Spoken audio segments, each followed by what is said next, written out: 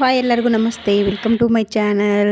ಸ್ನೇಹಿತರೆ ಎಲ್ಲರೂ ಹೇಗಿದ್ದೀರಾ? ನಾನು ತುಂಬ ಚೆನ್ನಾಗಿದ್ದೀನಿ ಸ್ನೇಹಿತರೆ. ಸೊ ಇವತ್ತು ಭಾನುವಾರ ಎಲ್ಲರ ಮನೆಗೂ ಸ್ಪೆಷಲ್ ಇದ್ದೇ ಇರುತ್ತೆ. ಆಫ್ಟರ್ ಲಾಂಗ್ ಟೈಮ್ ಅಂದರೆ ದಸರಾ ಎಲ್ಲ ಮುಗ್ದಿದ್ದ ಆದಮೇಲೆ ನಮ್ಮ ಮನೆಗೆ ನಾನ್ ವೆಜ್ ತೊಗೊಂಬಂದಿರೋದು ಒಂದು 15 ಡೇಸ್ ಮೇಲೆ, 15 ಡೇಸ್ ಅಲ್ಲ 20 ಡೇಸ್ ಮೇಲೆ ಆಯಿತು. ಮಹಾಲಯ ಅಮಾವಾಸ್ಯೆ ಮುಂಚೆ ತಂದಿದ್ದು ಮತ್ತು ತಂದೇ ಇರಲಿಲ್ಲ. ಸೊ ಇವತ್ತು ಚಿಕನ್ನು 1.5 kg ಚಿಕನ್ ತರಿಸಿದ್ದೀನಿ. ಸೊ ಚಿಕನಲ್ಲಿ ಮಕ್ಕಳು ಬಿರಿಯಾನಿ ಮಾಡಿ ಮಮ್ಮಿ ಅಂತಂದ್ಬಿಟ್ಟು ಮಕ್ಕಳು ಬಿರಿಯಾನಿ ಕೇಳಿದ್ರು. ಬಿರಿಯಾನಿ ಮಾಡೋಣ ಅಂತಂದ್ಬಿಟ್ಟು ಎಲ್ಲ ಪ್ರಿಪೇರ್ ಮಾಡ್ತಾಯಿದ್ದೀನಿ. ನಾನು ಆ್ಯಕ್ಚುಲಿ ಶುಂಠಿ ಬೆಳ್ಳುಳ್ಳಿ ಪೇಸ್ಟ್ನ ರೆಡಿಯಾಗಿ ಇಟ್ಕೊತಿದ್ದೆ ಆವತ್ತು. ಸೊ ಇವತ್ತು ಖಾಲಿ ಆಗಿತ್ತು. ಆದ್ದರಿಂದನೇ ಒಂದು ಮರದಲ್ಲಿ ನಾನು ಯಾವಾಗಲೇ ಏನೇ ಒಂದು ತರಕಾರಿ ಈ ರೀತಿ ಬೆಳ್ಳುಳ್ಳಿ ಮತ್ತು ಈರುಳ್ಳಿ ಕೆಲಸ ಇದ್ದಾಗ ಮಾತ್ರ ನಿಂತ್ಕೊಂಡು ಮಾತ್ರ ಮಾಡೋ ಶಕ್ತಿ ನನಗಂತೂ ಇರೋಲ್ಲ. ಸೊ ಈ ರೀತಿ ಒಂದು ಮರದಲ್ಲಿ ಹಾಕ್ಕೊಂಬಿಟ್ಟು ಟೀಪಾಯ್ ಮೇಲೆ ಕೂತ್ಕೊಂಡು ನಿಧಾನಕ್ಕೆ ಟಿ ವಿನೋ ಇಲ್ಲ ಫೋನ ನೋಡಿಕೊಂಡು ಕಾಫಿ ಕುಡ್ಕೊಂಡು ಆರಾಮಾಗಿ ನಾನು ಬಿಡಿಸ್ಬೇಕು. ಆವಾಗಲೇ ನನಗೊಂಥರ, ಇಲ್ಲ ಅಲ್ಲಿ ನಿಂತ್ಕೊಂಡು ಗಡಿಬಿಡಿ ಮಾಡಿಕೊಂಡು ಇಲ್ಲ ಲೇಟ್ ಪ್ರೋಸೆಸ್ ಇದು. ಈ ರೀತಿ ಕುತ್ಕೊಂಡು ಎಲ್ಲ ಬಿರಿಯಾನಿಗೆ ಏನೇನು ಬೇಕು ಅಂತಂದ್ಬಿಟ್ಟು ಎಲ್ಲ ತೊಗೊಂಬಂದು ಮರದಲ್ಲೇ ಎಲ್ಲ ಕಸನೆಲ್ಲ ನೋಡಿ ಬಿಡಿಸಿರೋ ಒಟ್ಟು ಎಲ್ಲ ಮರದಲ್ಲೇ ಇರುತ್ತೆ. ಮತ್ತು ನಾವು ಎಕ್ಸ್ಟ್ರಾ ಕ್ಲೀನಿಂಗ್ ಅಂತಂದ್ಬಿಟ್ಟು ಇದರಲ್ಲಿ ಏನೂ ಇರೋಲ್ಲ. ಈರುಳ್ಳಿ ಎಷ್ಟು ಬೇಕೋ ಅಷ್ಟು, ಮತ್ತು ಸ್ವಲ್ಪ ಕೊತ್ತಂಬರಿ ಸೊಪ್ಪು, ಪುದೀನ ಸೊಪ್ಪು, ಶುಂಠಿ ಇಷ್ಟನ್ನು ಸಹ ನಾನು ಬಿರಿಯಾನಿಗೆ ಒಂದು ನಾನ್ ವೆಜ್ ರೆಸಿಪಿಗೆ ಏನೆಲ್ಲ ಬೇಕೋ ಅಷ್ಟನ್ನು ನಾನು ರೆಡಿ ಮಾಡ್ಕೊತಾ ಇದ್ದೀನಿ. ಇವತ್ತು ನನ್ನದೇ ಆಗಿರೋ ಸ್ಟೈಲಲ್ಲಿ ಚಿಕನ್ ಪುಲಾವ್ ಆಗಿರ್ಬೋದು ಅನ್ಬೋದು, ಇಲ್ಲ ಚಿಕನ್ ಬಿರಿಯಾನಿ ಅನ್ಬೋದು ಸ್ನೇಹಿತರೆ, ರೆಡಿ ಮಾಡ್ತಾಯಿದ್ದೀನಿ. ನಿಮ್ಗೆ ಇಷ್ಟ ಆಗಿದ್ರೆ ನೀವು ಇದೇ ರೀತಿ ಫಾಲೋ ಮಾಡಿ, ಇಲ್ಲ ನೀವು ಯಾವ ರೀತಿ ಮಾಡ್ತೀರಾ ಅಂತ ಕೆಳಗಡೆ ಕಾಮೆಂಟ್ ಮಾಡಿ. ಬಿರಿಯಾನಿ ಅಂದಮೇಲೆ ಒಂದು 3-4 ಈರುಳ್ಳಿ ಹಾಕಲೇಬೇಕಾಗುತ್ತೆ. ನಾನಿಲ್ಲಿ 1.5 kg ಚಿಕನ್ ತರಿಸಿದ್ದೀನಿ ಅಂತ ಹೇಳಿದ್ನಲ್ಲ ಸ್ನೇಹಿತರೆ.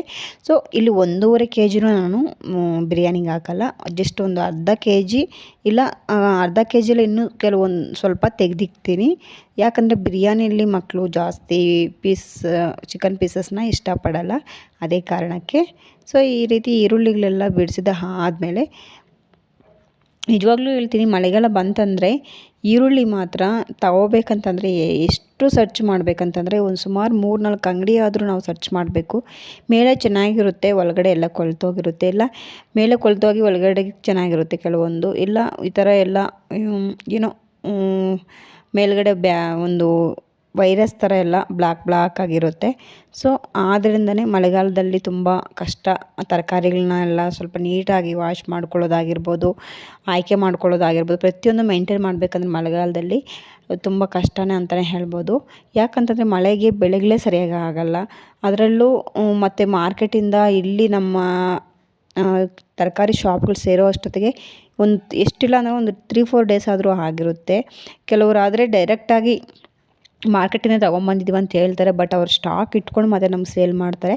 ಆದ್ದರಿಂದನೇ ತರಕಾರಿಗಳನ್ನ ಆಯ್ಕೆ ಮಾಡ್ಕೊಳ್ಳೋ ಮುಂಚೆ 1-2 ಸಲ 2-3 ಅಂಗಡಿ ನಾವು ತಿರುಗಾಡಬೇಕಾಗುತ್ತೆ.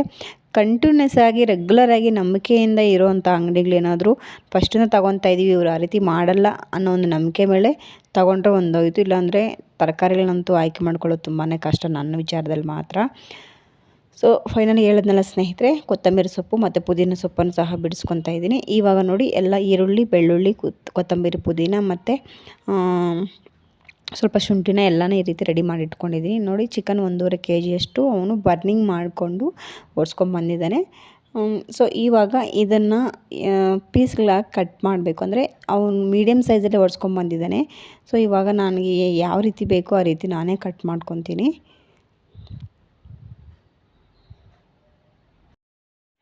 ಮೇಯ್ನ್ ಇಲ್ಲಿ ಚಿಕನ್ನು ತೊಗೊಂಬಂದಿದ್ದ ತಕ್ಷಣ ವಾಶ್ ಮಾಡಬೇಕು. ವಾಶ್ ಮಾಡಿದ ಆದಮೇಲೆ ನಮಗೆ ಯಾವ ಸೈಜಲ್ಲಿ ಬೇಕೋ ಆ ಸೈಜಲ್ಲಿ ಕಟ್ ಮಾಡ್ಕೋಬೋದು. ನೋಡಿ ನಾನು ಕಟ್ ಮಾಡಿಲ್ಲ ಅಂತಂದರೆ ಇದು ಎಷ್ಟೆಷ್ಟು ದಪ್ಪ ಆಯಿತು ಅಂದರೆ ತುಂಬ ದಪ್ಪನೇ ಹೊಡೆದಿದ್ದಾನೆ, ಮೀಡಿಯಮ್ ಸೈಜು ಅಲ್ಲ.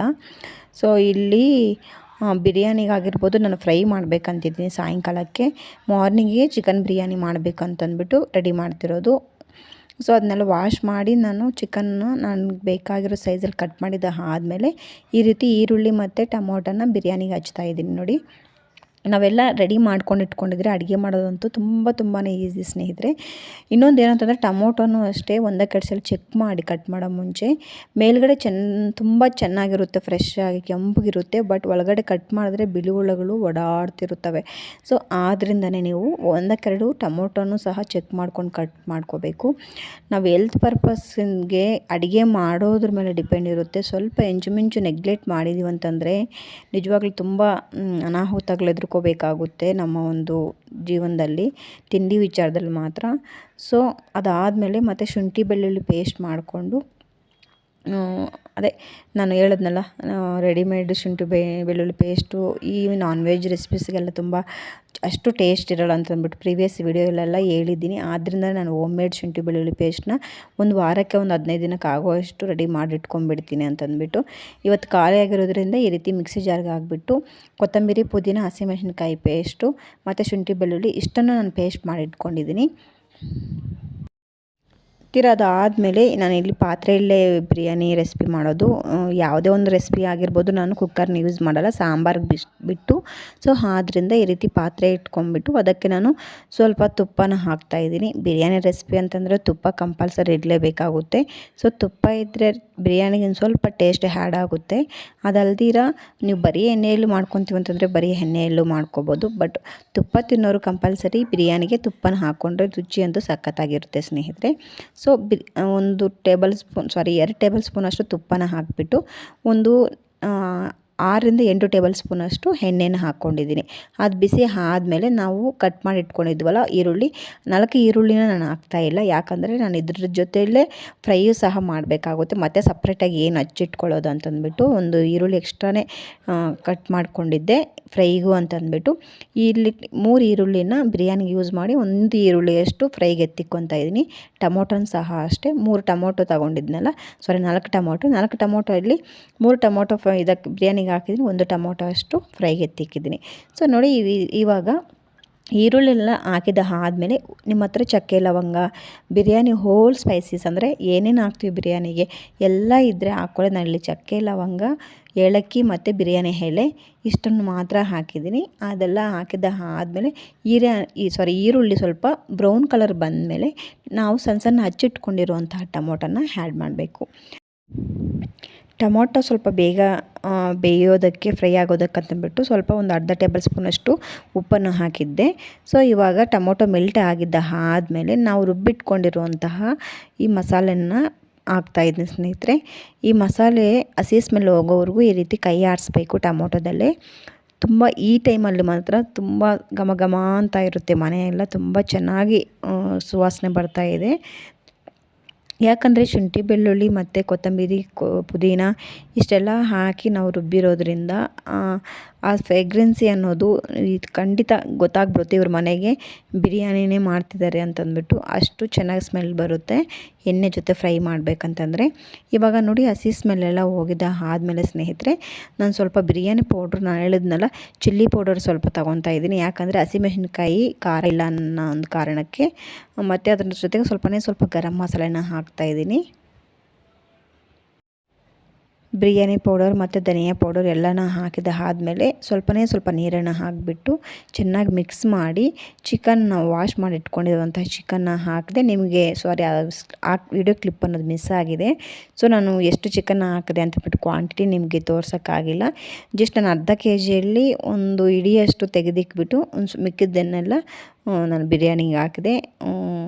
ಏನಂತಂದರೆ 1.5 ಕೆಜಿಯಲ್ಲಿ 1 ಕೆಜಿ ಆಲ್ರೆಡಿ ಸಪ್ರೇಟಾಗಿ ಇಟ್ಟಿದ್ದ ಆದಮೇಲೆ ಚಿಕನ್ ಬಿರಿಯಾನಿಗೆ ಅಂತಂದ್ಬಿಟ್ಟು ಅರ್ಧ ಕೆಜಿ ತೆಗೆದಿಕ್ಕಿದ್ದೆ ಸಪ್ರೇಟಾಗಿ. ಅದರಲ್ಲಿ ಮತ್ತೆ 1 ಹಿಡಿಯಷ್ಟು ತೆಗೆದಿಟ್ಟಿದ್ದೀನಿ. ಸಿಂಪಲ್ಲಾಗಿ ಪ್ಲೈನ್ ಬಿರಿಯಾನಿ ಥರ ಮಾಡಬೇಕು ಅನ್ನೋ ಒಂದು ಕಾನ್ಸೆಪ್ಟ್ ಮೇಲೆ ಮಾಡ್ತಾಯಿದ್ದೀನಿ. ಯಾಕಂತಂದರೆ 1.5 ಕೆಜಿ ಚಿಕನ್ ತೊಗೊಂಬಂದಿದ್ರು ಮಕ್ಕಳು ಬಿರಿಯಾನಿ ಜೊತೆ ಹೆಚ್ಚಾಗಿ ಇಷ್ಟಪಡಲ್ಲ ಪೀಸಸ್ ಅನ್ನೋದು, ಆದ್ದರಿಂದನೇ.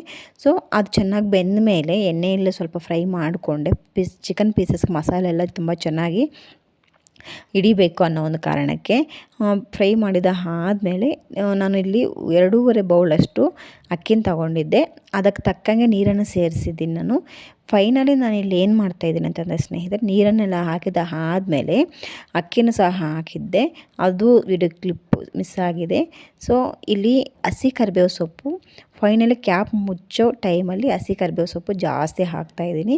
ಹಸಿ ಕರಿಬೇವು ಸೊಪ್ಪು ಜೊತೆಗೆ ಸ್ವಲ್ಪ ಕೊತ್ತಂಬರಿ ಸಹ ಹಾಕಿಬಿಟ್ಟು ಈ ರೀತಿ ಕ್ಯಾಪ್ ಮುಚ್ಚಿಬಿಟ್ಟು ಸ್ಟವ್ನ ಮೀಡಿಯಮ್ ಟು ಹೈ ಫ್ಲೇಮಲ್ಲಿ ಇಟ್ಕೊಂಡು ನಾವು ಮಿಕ್ಸ್ ಮಾಡಿಕೊಂಡು ಬಿರಿಯಾನಿ ಅನ್ನೋದು ಕುಕ್ ಮಾಡ್ಕೋಬೇಕಾಗುತ್ತೆ. ನೋಡಿ ಇಷ್ಟು ತುಂಬ ಚೆನ್ನಾಗಿ ಬಂದಿದೆ ಅಂತಂದರೆ ಸಖತ್ ಟೇಸ್ಟಾಗಿ ಸಹ ಇದೆ ನಿಜವಾಗ್ಲೂ ಸ್ನೇಹಿತರೆ.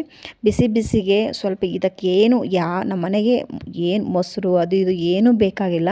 ಈ ರೀತಿ ಪ್ಲೈನಾಗಿ ಮಾಡಿಕೊಟ್ಟಿದೆ ಅಂದರೆ ಸಾಕು, ಆರಾಮಾಗಿ ಹೊಟ್ಟೆ ತುಂಬ ಊಟ ಮಾಡ್ತಾರೆ ಸ್ನೇಹಿತರೆ.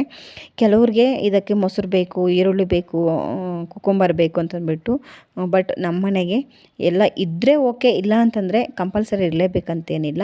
ಸೊ ಇದಕ್ಕಂತೂ ಬಿರಿಯಾನಿ ಮಾಡಿದ ದಿನ ಮೊಸರು ಬಿರಿಯಾನಿನ ಟೇಸ್ಟ್ನ ಡಾಮಿನೇಟ್ ಮಾಡೋ ತನ್ನ ಕಾರಣಕ್ಕೆ ಮೊಸರು ತಗೋದಿರೇ ಹಂಗೆ ಮಕ್ಕಳು ಇಷ್ಟಪಟ್ಟು ತಿಂತಾರೆ.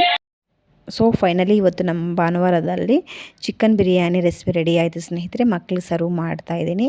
ಸೊ ಸ್ನೇಹಿತರೆ, ಇದು ಚಿಕನ್ ಫ್ರೈ ರೆಸಿಪಿನೂ ಇದರಲ್ಲೇ ಕಂಟಿನ್ಯೂ ಮಾಡಿದ್ರೆ ತುಂಬ ಲೆಂತಿ ಆಗೋಗುತ್ತೆ ವಿಡಿಯೋ, ನಿಮಗೆ ಬೋರ್ ಆಗುತ್ತೆ ಅಂತಂದ್ಬಿಟ್ಟು ಕಂಟಿನ್ಯೂ ವಿಡಿಯೋ ನೆಕ್ಸ್ಟ್ ನಾನು ಅಪ್ಲೋಡ್ ಮಾಡ್ತೀನಿ ಇನ್ನೊಂದು ವಿಡಿಯೋದಲ್ಲಿ. ಸೊ ಸ್ನೇಹಿತರೆ, ಇವಾಗ ಮಕ್ಕಳಿಗೆ ಸರ್ವ್ ಮಾಡಿ ಮಕ್ಕಳಿಗೆ ತಿನ್ನೋಕ್ಕೆ ಕೊಡ್ತೀನಿ. ನಿಮ್ಮೆಲ್ಲರಿಗೂ ನಮ್ಮ ಒಂದು ಈ ರೆಸಿಪಿ ಇಷ್ಟ ಆಗಿದ್ದರೆ ಪ್ಲೀಸ್ ಚಾನಲ್ಗೊಂದು ಲೈಕ್ ಕೊಡಿ. ಹೊಸದಾಗಿ ನೋಡ್ತಾ ಇರೋರಾದರೆ ಚಾನಲ್ ಸಬ್ಸ್ಕ್ರೈಬ್ ಮಾಡ್ಕೊಂಡು ನೋಡಿ. ಪ್ಲೀಸ್ ಚಾನಲ್ ಸಪೋರ್ಟ್ ಮಾಡಿ, ನಿಮ್ಮ ಮನೆ ಮಗಳಾಗಿ ಪ್ರೀತಿಯಿಂದ ಸಪೋರ್ಟ್ ಮಾಡಿ ಸ್ನೇಹಿತರೆ.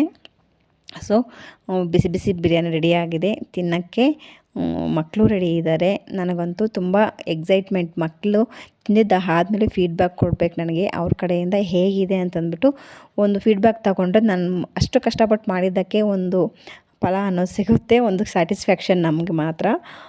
ಸೊ ಮಕ್ಕಳಿಗೆ ಬಿಸಿ ಬಿಸಿ ಕೊಡ್ತಾಯಿದ್ದೀನಿ. ನಾನು ಹೇಳಿದ್ನಲ್ಲ ಇದ್ರ ಜೊತೆ ಏನು ಕೊಡ್ತಾಯಿಲ್ಲ, ಪ್ಲೈನಾಗೆ ಕೊಡ್ತಾಯಿದ್ದೀನಿ ಅಂತಂದ್ಬಿಟ್ಟು. ಸೊ ಸ್ನೇಹಿತರೆ, ಇನ್ನೊಂದು ವಿಡಿಯೋದಲ್ಲಿ ಸಿಗೋಣ ಸ್ನೇಹಿತರೆ. ಮುಂದಿನ ವಿಡಿಯೋದಲ್ಲಿ ಚಿಕನ್ ಫ್ರೈ ರೆಸಿಪಿ ಶೇರ್ ಮಾಡ್ತೀನಿ. Thank you for watching. ನೋಡ್ತಾ ಇರಿ ಗೃಹಲಕ್ಷ್ಮಿ ಚಾನಲ್ನ.